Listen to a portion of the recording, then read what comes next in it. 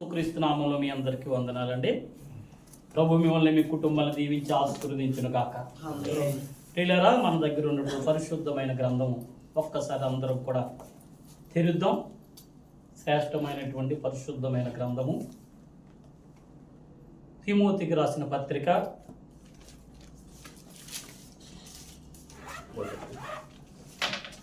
Timothy గారికి రాసిన పత్రిక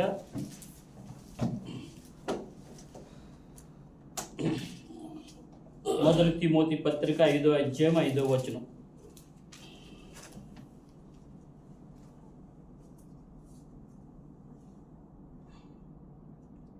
మొదటి తిమోతి గారు రాసిన పత్రిక.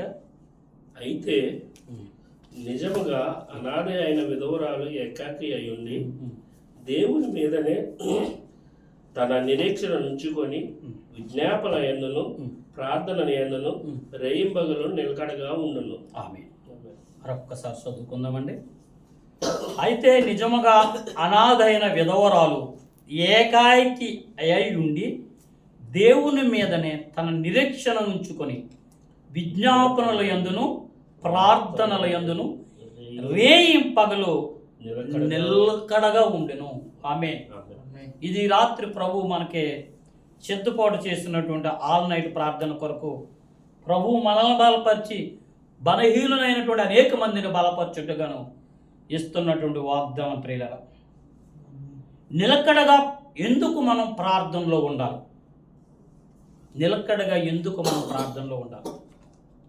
అసలు ఈ సందర్భాన్ని అపోస్తుడైనటువంటి పౌలు గారు తిమోతికి ఎందుకు చెప్తున్నాడు?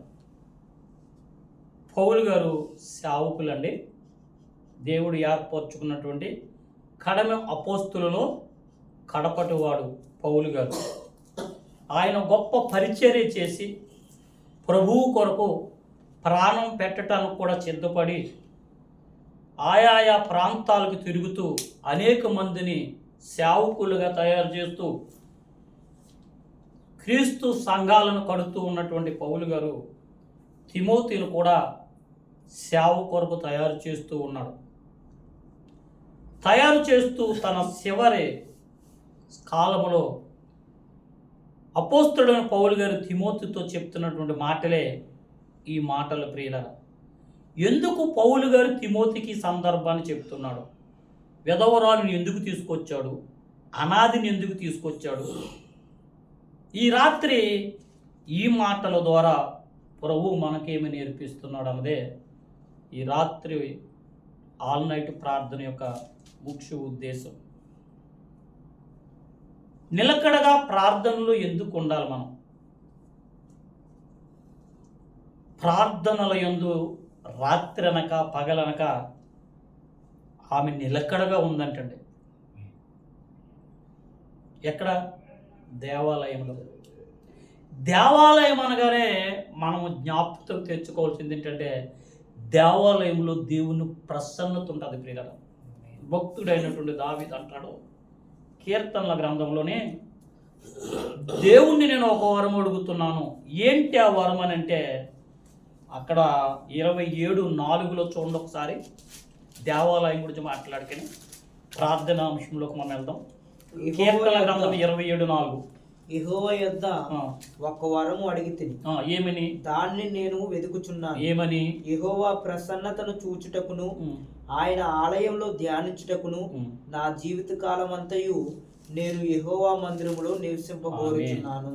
అంటే దేవుని యొక్క దేవాలయములో దేవుని ప్రసన్నత ఉంటుందని దావీదు గారు కనిపెట్టారు. ప్రియులారా, దేవుని యొక్క దేవాలయములో దేవుని ప్రసన్నత ఉంటుంది కనుక దేవుని యొక్క దేవాలయములో ఆయన ప్రసన్నత కనిపెట్టేటువంటి భక్తుల జీవితాలు మన ముందుకు రావాలి. ఈ రాత్రి ఈ యొక్క విధవరాల గురించి అపోస్తులైన పౌలు గారు తిమోతి గారికి ఎందుకు చెప్తున్నాడు? ఇందులో ఉన్న సారాంశం ఏంటి? ప్రార్థనలో ఎందుకు నిలకడగా ఉండాలన్నదే ఈ రాత్రి మనకు నేర్పిస్తున్నటువంటి పాఠం. ప్రియులారా, ఈ రాత్రి మనం ఇక్కడ అందరం కూడా ఏదో కష్టం వచ్చిందనో, ఏదో అవసరానికో, లేకపోతే ఏదో మనకు కావాలన్నట్టుగా కాదు, కానీ ఈ రాత్రికాల ప్రార్థన ద్వారా ప్రభువు మనకు నేర్పిస్తున్నటువంటి సందేశమే మన జీవితానికి ఒక పాఠం ప్రియులరా. అయితే ఇంతకే పౌలు గారు ఎవరు? సేవకులు. తిమోతి గారిని ఏం చేయాలనుకుంటున్నాడు? సేవకుడిని తయారు చేయాలనుకుంటున్నాడు. సేవకుడికి ఉండవలసినటువంటి లక్షణాల్లో ప్రథమ లక్షణం ఏంటంటే ప్రార్థనా జీవితం. ప్రార్థన లేనటువంటి మానవుడు ఎలాగైతే పడిపోతాడో, వెన్నుపూస లేనటువంటి మానవుడు ఎలాగైతే పడిపోతాడో, ప్రార్థనా జీవితం లేనటువంటి పరిచారకుడైనా విశ్వాసైనా ఖచ్చితంగా పడిపోతాడు. ఆ సత్యాన్ని గ్రహించినటువంటి అపోస్తలుడైన పౌలు గారు తిమోతికి చెప్తున్నాడు, తిమోతి, ఎందుకు ఈ వెధవరాల్ని నేను ముందుకు తీసుకొచ్చాను, ఎందుకు ఈ అనాథని నీ ముందుకు తీసుకొచ్చానంటే, నీవు రేపు రాబోయే జీవితంలో సేవ చేయాలంటే నీవు కూడా గొప్ప ప్రార్థనాపరుడుగా నువ్వు తయారవ్వాలి. అపోస్తలుడు పౌలు గారు లేని సంఘటనే పౌలు గారు తిమోతికి చెప్పట్లేదండి. ఒక్కసారి ఈ స్త్రీ దేవాలయములో దేవుని ప్రసన్నత కొరకు కనిపెడుతుంది. ఈమె ఎవరో ఒకసారి మనకు తెలియాలి. ఈ సంగతిని పౌలు గారు తిమోతికి చెప్తున్నాడు. ఆశ్చర్యపోతున్నాడు పౌలు గారు తిమోతి గారు. ఇంతకీ ఈ స్త్రీ గురించి మనం ఆలోచన చేసినట్లయితే ఏమండి, ఎవరో మనకు కావాలి? ఇప్పుడు ఒక్కసారి లూకా సువార్త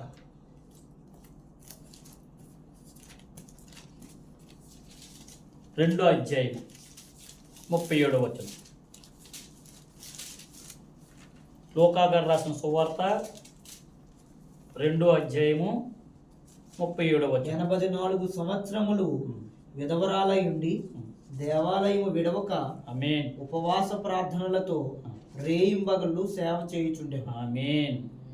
ఎవరో తెలుసండి? ఈమె ప్రవక్త్రి. ప్రవక్తులు ఉన్నారు అనాది కాలంలో ప్రవక్తలు కూడా ఉన్నారు. ఏమండి, అహరోను యొక్క సహోదరి మిరియా కూడా ఎవరండి? మిరియాం. ఈ విధంగా దెబేరా, అలాగే ఫిలిప్పు గారి ఇంటికి వెళ్ళారనుకోవచ్చు. ఫిలిప్పు గారి ఇంటికి వెళ్ళినప్పటికీ ఫిలిప్పు గారి ఇంట్లో కుమార్తెలు ప్రవచించేవారు ఉన్నారట. ఇలాగా స్త్రీల విషయంలో ఆలోచించేస్తే అపోస్తలుడైన పౌలు గారు తిమోతి గారికి చెప్తున్నటువంటి సంగతిని మనం ఈరోజు జాగ్రత్తగా ఆలోచించినట్లయితే ఆ యొక్క స్త్రీ లేకపోతే ఆ విధవరాలు లేదా భర్తను కోల్పోయినటువంటి ఆ అనాది ఎన్ని సంవత్సరాలు అని చెప్తుందండి పరిశుద్ధమైన గ్రంథం? 84 సంవత్సరములు విధవరాలు ఉండిన భర్తను కోల్పోయి ఆధారము లేనటువంటి స్త్రీ ఎక్కడ కనిపెడుతుందండి? దేవాలయంలో ఎవరు కనిపెడుతుంది?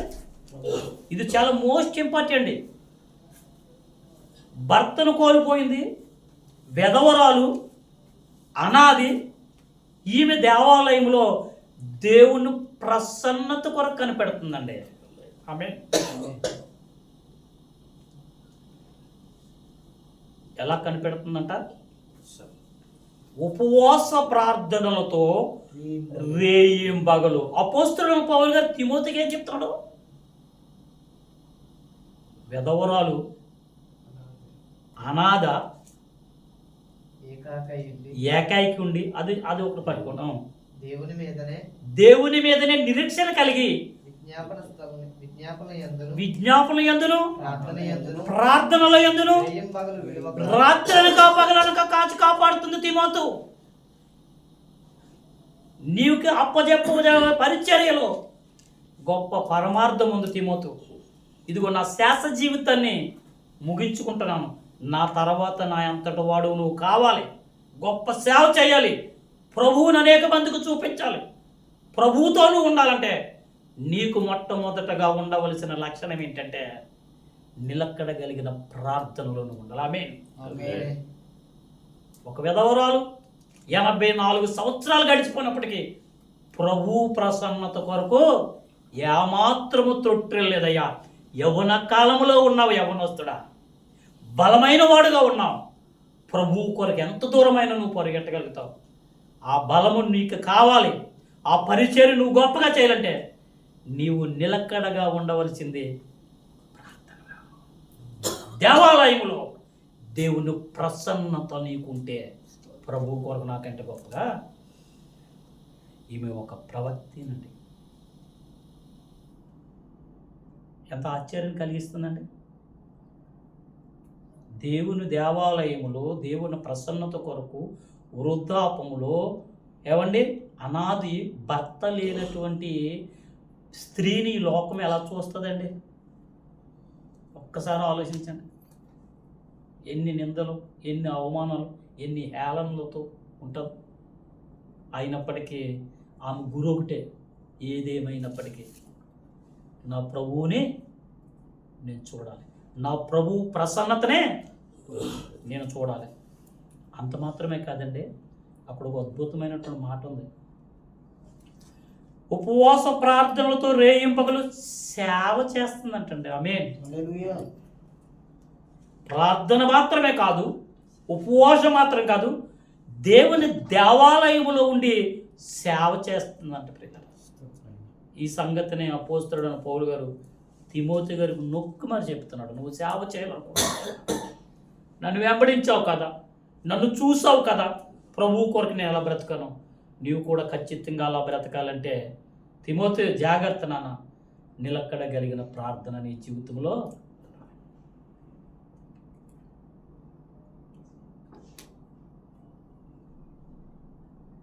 ఎంత గొప్ప ధన్యత.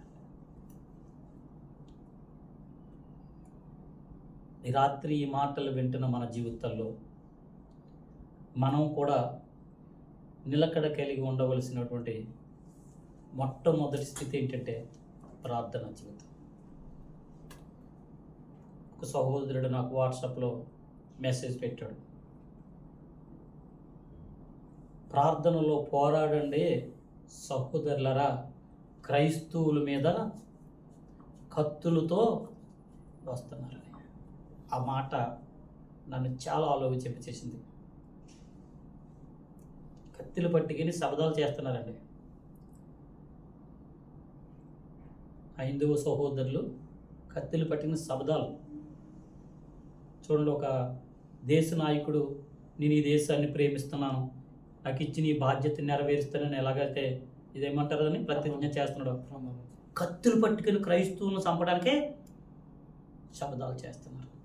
అటువంటి వారికి ఒక ప్రార్థించే జీవితాలు మనం కలిగి ఉండాలి ప్రియులారా. వారిలో మార్పు రావాలి, వారి జీవితాల్లో మారు మనసు కలగాలి. ఏ నోటుతో అయితే క్రీస్తుని హింసిస్తున్నారో వారందరి జీవితాల్లో కూడా మార్పు రావాలంటే మన జీవితంలో ఉండవలసింది ప్రార్థన. తిమోతిని అలా తయారు చేస్తున్నాడు ఎవరు? పౌలు గారు. ఆ విధవరాల గురించి మనం చూసినట్టయితే 84 సంవత్సరాలు ఎదవరాలైండు దేవాలయం యొక్క ఉపవాస ప్రార్థనలతో రాయింపగలు సేవ చేర్చుండెను. ఆమె చూసిందా లేదా ప్రభువుని? ఆ గడియలోనే లోపలకు వచ్చి దేవుని కొనియాడి యెరూషలేములో విమోచన కొరకు కనిపెట్టుచున్న వారందరితో ఆయనను గూర్చి మాట్లాడుచుండెను. ప్రియులారా, క్రైస్తవులుగా మనం ప్రభువును చూడాలి, అనేక మందికి ప్రభువును చూపించేవారుగా ఉండాలనే ఈ సారాంశం ప్రియులారా. మనము ప్రభువును చూడాలన్నా, అనేక మందికి ప్రభువును చూపించాలన్నా మన జీవితంలో ఉండవలసినటువంటి మొట్టమొదటి లక్షణం ఏంటంటే నిలకడగలిగిన ప్రార్థన. రాత్రనక పగలనక ప్రార్థనలతో గడిపే అనుభవంలోకి మన జీవితంలో రావాలంటే ప్రార్థనే మన ఊపిరైపోవాలి, ప్రార్థనే మన జీవితం అయిపోవాలి, ప్రార్థనే మన జీవితంలో ఒక భాగం అయిపోవాలన్నదే ఈ యొక్క సందేశం ప్రియులారా. అపోస్తలుడైన పౌలు తిమోతికి చెప్తున్నాడు, నాయనా తిమోతి, నువ్వు ఎలాగ ఉండాలంటే చాలా జాగ్రత్త కలిగి, మెలుకు కలిగి, నిలకడ కలిగి ప్రార్థనలో ఉంటేనే నీవు ప్రభువులో ఉండగలుగుతావు, అనేక మందికి ప్రభువును చూపించగలుగుతావని బలమైనటువంటి ఒక గొప్ప అద్భుతమైనటువంటి సేవకుడు మరొక సేవకుడిని తయారు చేస్తూ చెబుతున్నటువంటి మాటలే ఈరోజు మనకు ఒక గొప్ప పాఠం ప్రియులారా. కనుక దేవాలయంలో ఉన్నటువంటి దేవుని ప్రసన్నత అయినా చాలా గొప్ప భాగ్యం అండి మనం పొందుకోవాలి. ఈ రాత్రికాల సమయంలో మనం ఎందుకు ప్రార్థనకు వచ్చామంటే మన అవసరతల కొరకు, మన అక్కర్ల కొరకు, మన రోగాల కొరకు, మనకేదో అద్భుతాలు జరగాలని కాదు కానండి, ప్రభువును మనం తెలుసుకున్నాం ప్రియులారా కదా. నిజమైన దేవుడిని మనము ఎరిగి ఉన్నాం. ఇంకా నిజమైనటువంటి దేవుడిని ఎరగనటువంటి వారు అనేక మంది జీవితాల్లో మారు మనసు కలిగి యేసు ప్రభుని దేవుడను నోడుతో ఒప్పుకొని హృదయమందు విశ్వసించి బాప్తిసం పొంది పరలోక రాజ్యము కొరకు ఎదురు చూసే బిడ్డలుగా వారిని తయారు చేయాలంటే అది మన ద్వారానే ప్రియులారా. అందుకే మనము ప్రార్థనలతో మన జీవితాన్ని గడుపుతూ ఉండాలి. ప్రార్థనలో మనం పోరాడేవారిగా ఉండాలి. ఇదే సందర్భాన్ని సేమ్ యాజ్ ఇట్ ఈస్ ప్రభు అని యేసుక్రీస్తు ప్రభుల కూడా చెప్తున్నట్టుగా మనం చూస్తూ ఉన్నాం. చూడండి, లూకా సువార్త 18వ అధ్యాయము. లూకా గారు రాసిన సువార్త ఇదే. లూకా గారు రాసిన సువార్త 18వ అధ్యాయము 1 నుండి 5 వచనాల వరకు చదవండి. మళ్ళీ అక్కడ ఎవరు కనపడుతున్నారు చూడండి ఒకసారి. వారు విసుకక నిత్యము ప్రార్థన చేయుచుండవలెను చెప్పాను. ఆమేన్. దేవునికి భయపడకయు మనుషులను లక్ష్య పెట్టకయు నుండి ఒక న్యాయాధిపతి ఒక పట్టణంలో ఉండెను. ఆ పట్టణంలో ఒక విధవరాలు ఉండెను.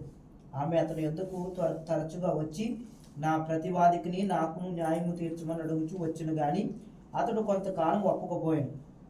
తర్వాత అతడు నేను దేవునికి భయపడకయు మనుషులను లక్ష్య పెట్టకయు ఉండినను ఈ విధవరాలు నన్ను తొందర పెట్టుచున్నది గనుక ఆమె మాటికి వచ్చి గోజాడకుండినట్లు ఆమెకు న్యాయము తీర్చునని తనలో తాను అనుకునేను. ఆమేన్.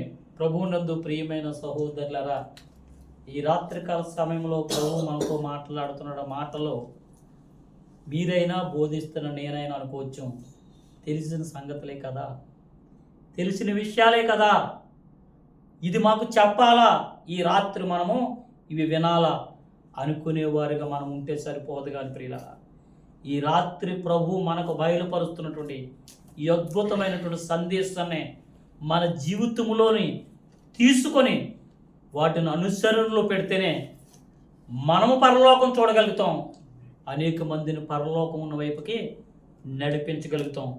విసుగక నిత్యము ప్రార్థన చేయాలని ప్రభు ఇస్తున్నటువంటి ఉపమానం ప్రియులారా. అక్కడేమో నిలకడగలిగి ప్రార్థన చేయమని అపోస్తలుడైన పౌలు గారు ఒక విధవరాలను చూపిస్తున్నాడు. 84 సంవత్సరాలు గడిచిపోయినటువంటి వృద్ధాప్యములు ఉన్నటువంటి స్త్రీ, సేవ చేసే స్త్రీ, ప్రభు ప్రసన్నత కొరకు దేవాలయంలో రాత్రనక పగలనక ప్రార్థనలో కనిపెడుతూ ప్రభు ప్రసన్నత కొరకు సేవ చేస్తూ ఎదురు చూస్తూ ఉంది అని అదే సంగతినే అపోస్తలుడైన పౌలు గారు ఒక సేవకుడైన తిమోతికి చెప్తూ ఉన్నాడు.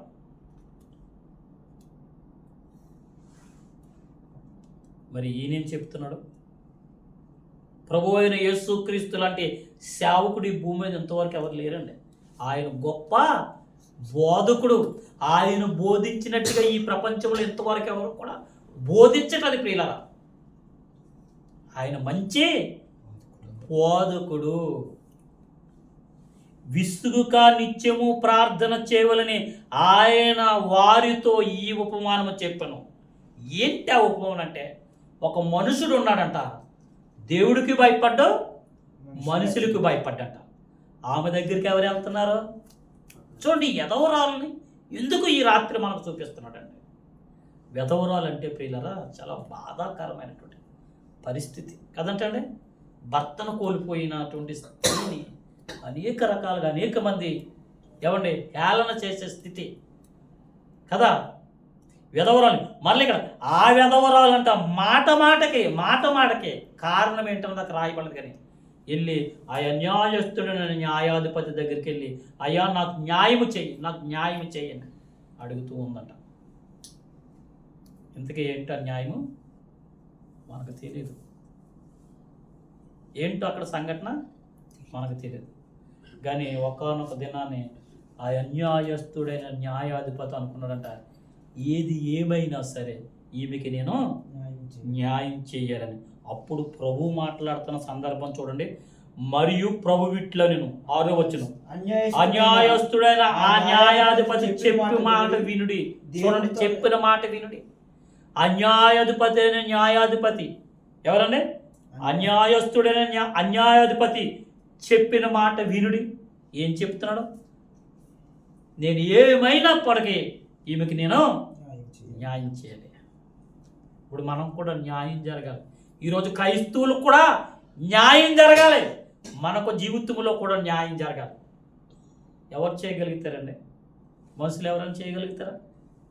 భయంకరమైన పరిస్థితులు ఉన్నాయండి ఎక్కడ చూసినా. లేఖనాల నెరవేర్పు జరుగుతుంది తెలుసా? హింసిస్తారు, మిమ్మల్ని కొడతారు, తిడతారు, మిమ్మల్ని కొట్టి తిట్టేయమంటారు తెలుసా? దేవునికి ఏదో గొప్ప సేవ చేస్తున్నాం అనుకుంటున్నారు. ధర్మ ఏంటంటే ధర్మ, ఆ ధర్మ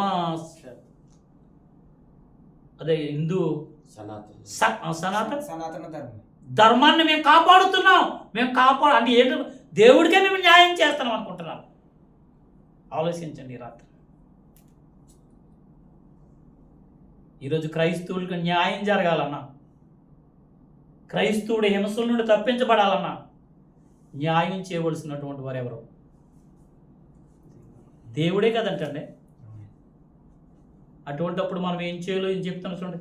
దేవుడు తాను ఏర్పరచుకొనిన వారు క్రైస్తవులు ఎవరండి? క్రైస్తవులు ఎవరు ఈరోజు? ప్రపంచానికి అర్థం కావట్లేదు, ప్రపంచంలో ఉన్న ప్రజలకు అర్థం కావట్లేదు. ఆనాడు ఇశ్రాయేలు ప్రజలు దేవుని ప్రజలు, ఈరోజు క్రైస్తవులు కూడా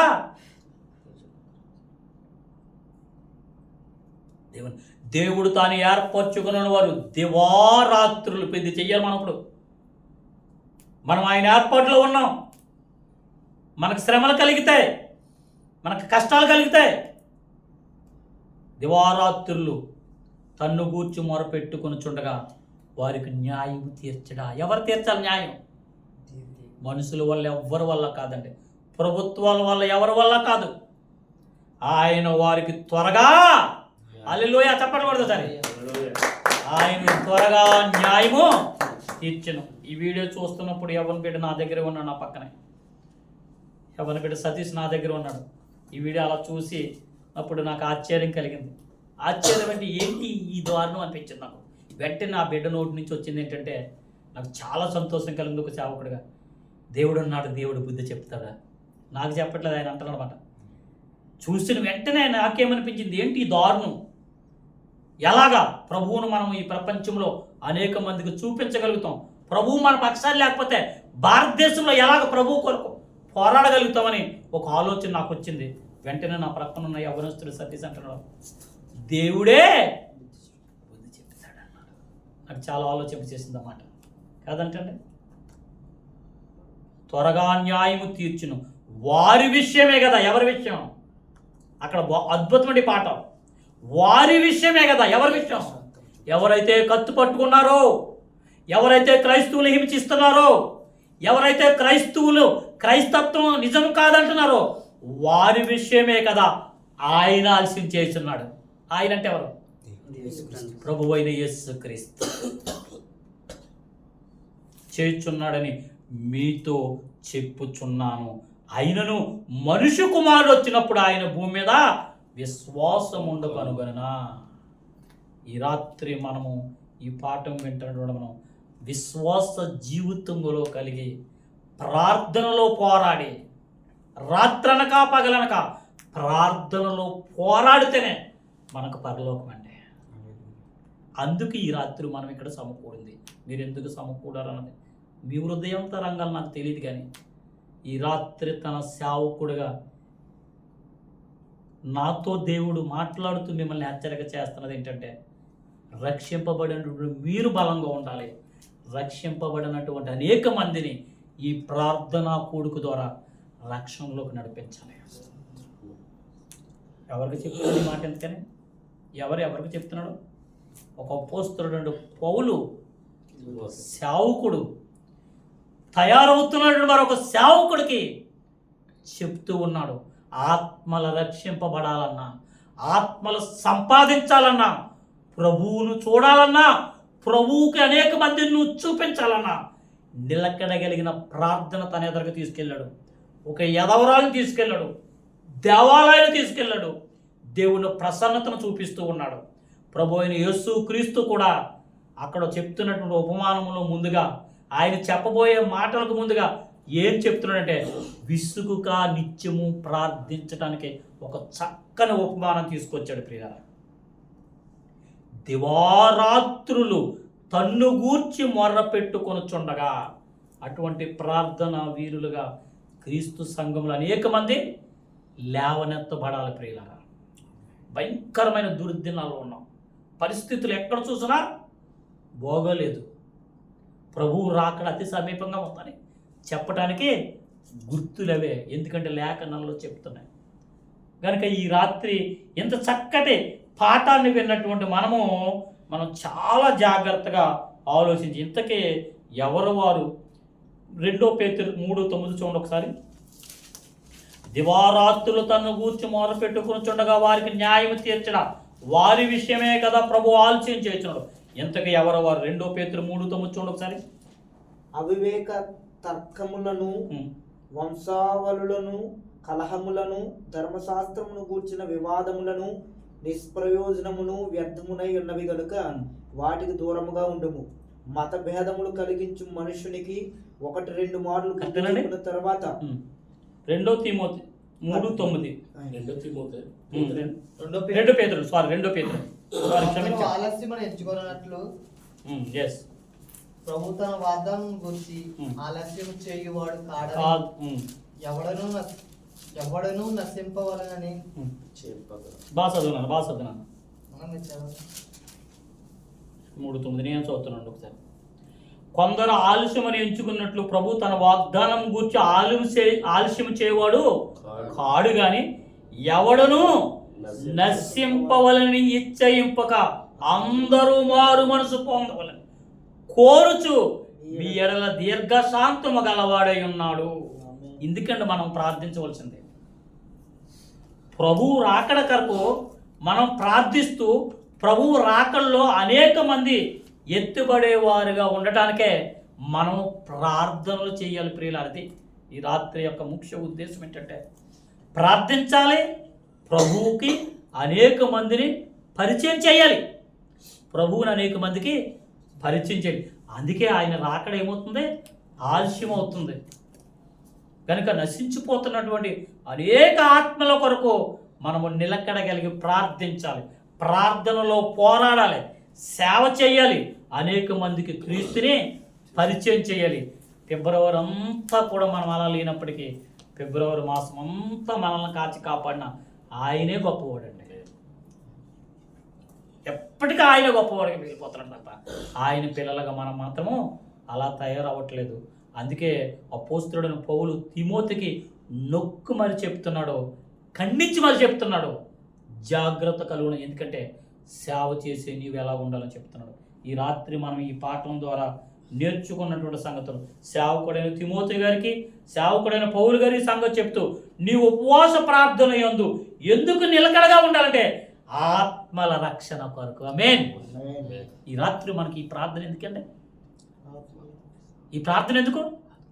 సంఘం విస్తరించాలి, సంఘంలో అనేక మంది చేర్చబడాలి, సంఘములో అనేక దినాల నుంచి ఉంటున్నటువంటి నీవు తిమోతువు కావాలి, పౌలు గారు కావాలి, తీతువు కావాలి. వీళ్ళందరూ ఎవరు? సేవకులు. చూసారు ఎంత మంచి మాటలు చెప్తున్నాడు. ఆత్మల రక్షణ అన్నది మన చేతుల్లోనే పెట్టాడు దేవుడు. ఈరోజు భారతదేశంలో చూస్తుంటే ఎక్కడ చూసినా సరే ఏమంటే పరిచర్యలు చేసి ప్రభువును పరిచయం చేసే వాళ్ళని కొడుతూ తిడుతూ ఉన్నారు ప్రియులారా. ఈ రాత్రి మనం ఇక్కడ ఎంత సుఖంగా ఉన్నాం చూడండి ఒకసారి. ఈ దేశంలో మనం ఎంత సుఖంగా ఉన్నామంటే, కనుక అట్లీస్ట్ నెలలో ఒక్కసారైనా సరే ఇలాగ ఆల్ నైట్ ప్రార్థనలోనైనా సరే మనము ప్రార్థనలో పోరాడి అనేక మంది కొరకు మనము ప్రార్థించే ప్రార్థనా వీరులుగా ప్రభు సేవలో ముందుకు కొనసాగేవారుగా మనం ఉండాలి ప్రియులారా. కనుక ఈ చక్కటి మాటలు విన్నటువంటి మనం పరిశుద్ధాత్మ నింపుదలతో ప్రభువు కొరకు ఎదురు చూస్తూ ప్రభువు ప్రసన్నతను మనం పొందుకొని ఆ విధవరాలు కనిపెట్టింది, ప్రభువునే చూసింది. ఎంత సంతోషం అంటే మనం కూడా ప్రభువు కొరకు ఎదురు చూసే వరకు ఉండాలి. ప్రభువు ప్రసన్నతను కనిపెట్టాలి. ఆ ప్రభువు ప్రసన్నత ఎరగనటువంటి వారు అనేక మంది ఈ చుట్టుపక్కల చాలామంది ఉన్నారండి. మనం ఏదో వచ్చి వెళ్ళిపోయేవారుగా కాదు కానీ ప్రియులారా, మనం అందరం కూడా ప్రభు పనిలో ఉండవలసినటువంటి వారు, ప్రార్థనలో కనిపెట్టవలసినటువంటి వారు. కనుక జనవరి మాసం అంతా అటువంటి వారిగా మనం లేము, గడిచిపోయింది. ఫిబ్రవరి మాసం అంతా కూడా అటువంటి వారిగా లేము, గడిచిపోయింది.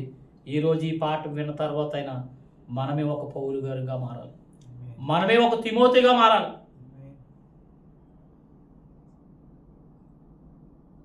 ఆశీర్వాదాలు, ఆరోగ్యాలు వస్తాయి పోతుంటాయి ప్రియులారా. సముద్రంలో అలలాంటి జీవితంలో కష్ట నష్టాలు, సముద్రంలో అలా వచ్చి ఎలా పోతుందో అలాగే మన జీవితంలో కూడా కష్ట సుఖ దుఃఖ నష్టాలు వస్తూ ఉంటాయి, పోతూ ఉంటాయి. కానీ మనం బ్రతకవలసింది ప్రభువు కొరకు అన్న సంగతి మర్చిపోకూడదు. ప్రభువు కొరకు నువ్వు బ్రతకాలంటే ప్రార్థన జీవితంలో నిలకడగా ఉండాలి, ప్రభువును సేవించేవారుగా ఉండాలి, ఆయన ప్రసన్నత కొరకు కనిపెట్టేవారుగా ఉండాలి. ఈ చుట్టుపక్కల అనేక మంది నాశనానికి జోగుతున్నారండి. దేవుణ్ణి ఎరిగినటువంటి బిడ్డలు అనేక మంది సోమరతనంతో ఉన్నటువంటి వారు ఉన్నారు. వారి కొరకు నువ్వు ప్రార్థించవలసిన బాధ్యత నీదే. ప్రభువు నిన్నొకప్పుడు లెక్కడిస్తాడు. మనం ప్రార్థనలో పోరాడాలి, అనేక మందిని అటువంటి ప్రార్థనలోకి నడిపించాలి. కనుక ఏదో వచ్చి విని వెళ్ళిపోయేవారుగా కాదు కానీ ప్రియులారా, ఈ రాత్రి ఈ మాటలు విన్నటువంటి మనము ప్రార్థనలో పోరాడదాం, పరిశుద్ధాత్మనే పొందుకుందాం, ప్రభువుకు ఎదురు వెళ్దాం. ఆమె అదే మన నిరీక్షణ. ప్రార్థనలో పోరాడదాం, పరిశుద్ధాత్మను పొందుకుందాం. ప్రభువు రాకడికి సజీవంగా ఉన్నామా, ప్రభువుతో ఎత్తబడతాం. ప్రభువు రాకముందు చనిపోయామా, సజీవంగా ఉన్నవారు తర్వాత మనం ఎత్తబడతాం. ఆ నిరీక్షణలోకి రావాలన్నదే ఈ రాత్రి ఉపవాస ప్రార్థన యొక్క, ఈ ఆల్ నైట్ యొక్క ప్రార్థన యొక్క ముఖ్య ఉద్దేశం. కనుక కొద్దిమందిగా ఉన్నాం కదని మనం చింతించవలసిన పని లేదు. అబ్రహాం గారు ఒక్కరే కదంటే, అలాగా ఒక్కొక్కరిని జీవితాలను చూసుకున్నాడు, ఒక్కొక్కరే ప్రభువు కొరకు బ్రతికారు.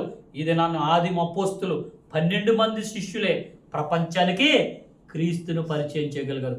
ఇక్కడ కూర్చున్న మీ 6గురే ప్రభువు కొరకు నిలబడగలిగితే మీరే పౌలు గారు, మీరే తిమోతి గారు. కనుక ఈ రాత్రి సందేశాన్ని విన్నటువంటి మనం ప్రార్థనలో పోరాడదాం, ప్రభువు వైపు చూద్దాం, పరిశుద్ధాత్మను పొందుకుందాం, ఆయన కొరకు అనేక ఆత్మలనే మనం సంపాదించేవారిగా ఉందాం. ఈ సందేశాన్ని దేవుడు మన వెనుకల్లో ఆశీర్వాదకరంగా, ఆయనకు మహిమకరంగా ఉండును గాక. ఆమేన్, ఆమేన్.